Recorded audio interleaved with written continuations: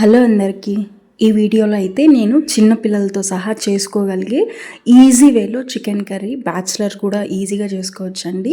Just చికెన్ని బాగా wash చేసుకొని ఉప్పు పసుపు వేసుకొని బాగా వాష్ చేసి పెట్టుకోవాలి. ఒక 2 పెద్ద ఆనియన్స్, ఒక టమోటా తీసుకొని ఒక 2 పచ్చిమిర్చి చాప్ చేసుకొని అది చికెన్లో వేసేసుకోవాలి. చాప్ చేసుకున్నవి తర్వాత ఉప్పు కారం పసుపు అంతే, అల్లం వెల్లుల్లి పేస్ట్ కొంచెం వేసుకొని బాగా మ్యారినేట్ చేసి పెట్టుకోవాలి. ఒక 10 to 15 minutes మ్యారినేట్ చేసి పెట్టిన తర్వాత డైరెక్ట్ వాటర్ ఏం పోయాల్సిన అవసరం లేదు. గ్యాస్ మీద పెట్టేస్తే ఆ చికెన్లో నుంచే మనకి వాటర్ అనేవి ఊరుతాయండి. దాంతోనే మనకి చికెన్ అనేది ఉడుకుతుంది. మీకు కావాలి కొంచెం గ్రేవీగా కావాలి అని అంటే కొంచెం వాటర్ పోసుకోవచ్చు. సో అంతే, నేనైతే ఏం వాటర్ పోయలేదండి. చికెన్లో నుంచి వచ్చి వాటర్తోనే చికెన్ ఉడికింది. దట్టు నాకు ఆ గ్రేవీ అనేది సరిపోద్ది అనుకున్నాను. సో నేను అందుకే వాటర్ కూడా ఏం పోయలేదు.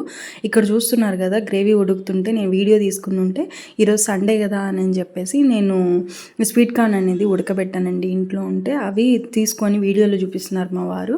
సో ఇక్కడ చికెన్ అయితే బాగా ఉడికిపోయింది. ఇప్పుడు దాంట్లో లాస్ట్లో గరం మసాలా, ధనియాల పొడి, కొంచెం చికెన్ మసాలా వేసి కొత్తిమీరతో సర్వ్ చేసుకుంటే అంతే, చికెన్ కర్రీ అనేది రెడీ అయిపోద్ది.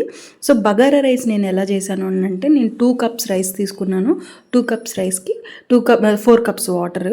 సో వాటర్ పోసుకున్న తర్వాత దాంట్లో కొంచెం పట్టా లవంగా, కొత్తిమీర, పుదీనా, 2 పచ్చిమిర్చి వేసి అంతే, ఒక 2 drops ఆయిల్ వేసానండి, కొంచెం ఉప్పు వేసాను అంతే. ఇదే బగారా రైసు.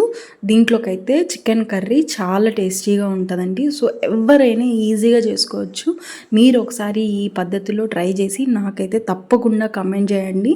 చూస్తున్నారు కదా నిజంగా చాలా బాగుంటుంది ఇట్లా చేస్తే టేస్ట్ అయితే. సో థ్యాంక్స్ ఫర్ వాచింగ్ అండి. ఇలాంటి మరిన్ని రెసిపీస్ కోసం నా ఛానల్ని సబ్స్క్రైబ్ చేసుకోండి. Thank you. బాయ్.